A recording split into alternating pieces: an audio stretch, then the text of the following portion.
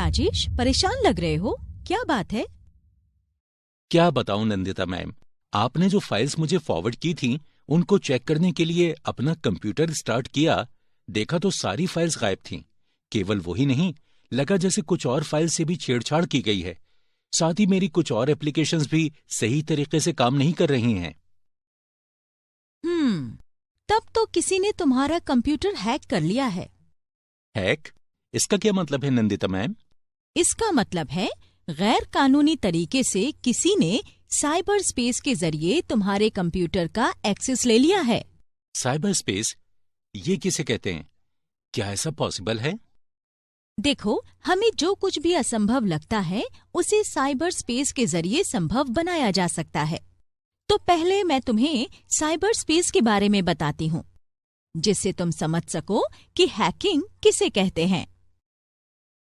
तुम्हें तो पता ही है, दुनिया में कंप्यूटर के बनने के बाद से ही तकनीकी में कितने नाटकीय तरीके से बदलाव आया है।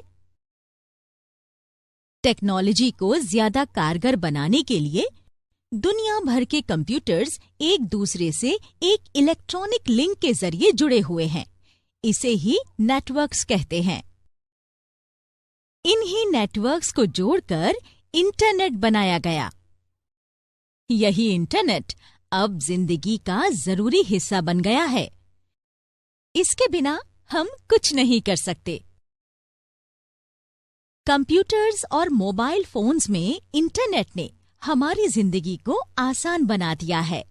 अब हम दुनिया में किसी को भी मिली सेकेंड्स में टेक्स्ट मैसेज, तस्वीरें और वीडियोस भेज सकते हैं, उनसे बात कर सकते हैं। साथ ही इंटरनेट के जरिए हम कुछ बेच या खरीद सकते हैं, बिल का भुगतान कर सकते हैं, अपने बैंक खाते की जानकारी रख सकते हैं। इसके अलावा इंटरनेट के जरिए हम तमाम साइट से अपने लिए जरूरी जानकारी जुटा सकते हैं। किसी भी तरह की खबर अपने दोस्तों, परिवार के सदस्यों और सहयोगियों के साथ साझा कर सकते हैं। कंप्यूटराइज्ड टेक्नोलॉजी ने स्विचेस के दूर से नियंत्रण को मुमकिन बना दिया है। इन स्विचेस से हमें बांधों से पानी की रफ्तार या रिफाइनरीज में तेल के बहाव जैसी जरूरी जानकारी मिलती है। कंप्यूटराइज्ड टेक्नोलॉजी के जरिए हम दरवाजों को खुद ब खुद और कहीं दूर से भी खोल सकते हैं। ज्यादातर फैक्ट्रीज और ऑफिसेज में अब कंप्यूटराइज्ड वीडियो कैमरास लगाए गए हैं। ये कैमरास वीडियोस और फोटोज को लगातार फैक्ट्री मालिकों तक भेजते रहते हैं। इससे वो वहां हो रहे काम पर नजर बनाए रखते हैं। अंतरिक्ष विज्ञान में वैज्ञानिक चंद्रमा और मंगल अभियान की सफलता के लिए कंप्यूटराइज्ड गैजेट्स का इस्तेमाल करते हैं। वे एक इलेक्ट्रॉनिकली बनाए गए वर्चुअल स्पेस के जरिए डेटा या सूचनाएं एक्सचेंज करते हैं। इसे साइबर स्पेस कहते हैं। अब तुम सोच रहे होगे, ये साइबर स्पेस क्या है? तो साइबर स्पेस का मतलब एक वर्चुअल कंप्यूटर वर्ल्ड से है। ये एक इलेक्ट्रॉनिक मीडियम है जो दुनिया भर के कंप्यूटर्स को जोड़ता है और उनमें ऑनलाइन संचार की तेजी देता है। विलियम गिब्सन ने पहली बार 1984 में साइबर स्पेस परिभाषा का इस्तेमाल किया था। साइबर स्पेस इंटरनेट और स्वतंत्र सूचना प्रौद्योगिकी से मिलकर बना है। इसे कंप्यूटर का आईटी नेटवर्क भी कहते हैं। आईटी नेटवर्क के अलावा दूरसंचार नेटवर्क, कंप्यूटर सिस्टम और अन्य सभी प्रोसेसर या कंट्रोलर्स भी साइबर स्पेस का ही हिस्सा हैं। यहाँ तक कि स्मार्टफोन, स्मार्ट घड़ियां या इंटरनेट से जुड़े ऐसे दूसरे उपकरण भी साइबर स्पेस में शामिल हैं। साइबर स्पेस ने उपयोगकर्ताओं के लिए जानकारी साझा करना, बातचीत, विचारों का आदान प्रदान, खेल खेलना, सामाजिक मंचों पर चर्चा, बिजनेस कंडक्ट और एक बटन के जरिए मीडिया बनाने की सुविधा दी है। अब कंप्यूटर नेटवर्क दुनिया भर के दूर दराज के गांवों में भी उपलब्ध हैं। इसीलिए बीतते वक्त के साथ साइबर स्पेस इतना विशाल होता गया कि इसके साइज का अंदाजा नहीं लगाया जा सकता।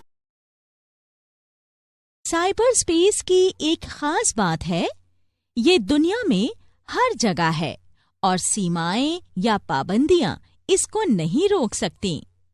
दुनिया के किसी एक कोने में बैठा एक इंसान आसानी से साइबर स्पेस के जरिए दुनिया के दूसरे कोने में किसी अन्य इंसान के साथ बातचीत कर सकता है, फोटोज और वीडियोस भेज सकता है। इसीलिए एक तरफ हम इंटरनेट कनेक्शन के जरिए साइबर स्पेस से जुड़कर जानकारी अदल बदल कर सकते हैं, तो वहीं साइबर स्पेस के बारे में ज्यादा जानकारी रखने वाला रुकावट डालने के लिए इसमें छेड़छाड़ कर सकता है। साइबर स्पेस में रुकावट बहुत खतरनाक हो सकती है, क्योंकि सभी तरह की जानकारी यहीं संग्रहित रहती है। अगर इन सूचनाओं से किसी तरह की छेड़छाड़ की जाए या इनका क्रम बिगाड़ दिया जाए, तो दुनिया के लिए बहुत बुरा होगा। इससे जानकारी का नुकसान होगा, ऑर्गेनाइजेशन से चोरी किए गए डेटा से व्यापार के बंद होने का डर रहेगा और साथ ही इससे राजनीति में भी अस्थिरता आएगी। इन्हीं सब वजहों से साइबर स्पेस को सुरक्षित रखना बहुत जरूरी है, ताकि किसी भी यूजर को इसके इस्तेमाल का नुकसान न उठाना पड़े। हालांकि ये इतना आसान काम नहीं है, क्योंकि कुछ इंटरनेट यूजर साइबर स्पेस में छेड़छाड़ कर किसी अन्य के व्यक्तिगत डेटा में घुसना चाहते हैं, ताकि वो उनकी जानकारी चोरी कर सकें या डेटा में रुकावट पैदा कर सकें। साइबर सिक्योरिटी के लिए जो खतरे हैं, उनमें कई तरह की संभावनाएं और कमजोरियां शामिल हैं। हालांकि साइबर सिक्योरिटी को सुरक्षित रखने के लिए हमें इन खतरों से बचना होगा, पर ऐसा करना बहुत मुश्किल और चुनौती भरा है। तो राजेश, अगर मैं अभी तुम्हें साइबर सिक्योरिटी के मुश्किल हिस्से के बारे में बताऊं, तो शायद ठीक से तुम्हारी समझ में ना आए। इसलिए साइबर सिक्योरिटी के बारे में ज्यादा जानने के लिए तुम पहले साइबर सिक्योरिटी की कुछ बुनियादी बातों को समझ लो। ठीक है नंदिता मैम, तो मुझे साइबर सिक्योरिटी की बुनियादी बातों के बारे में और जानकारी दीजिए। बिल्कुल राजेश, मूल बातें समझने के बाद तुम अन्य दूसरे ट्रेनिंग मॉड्यूल्स और व्यवहारिक पार्ट से अपनी जानकारी को और बढ़ा सकते हो। हाँ ठीक है, आगे बढ़ते हैं। हमारे कंप्यूटर पर हर वक्त थ्रेट का खतरा है, तो हमारे लिए ये जानना बेहद जरूरी है कि हम इन थ्रेट से खुद को कैसे बचा सकते हैं।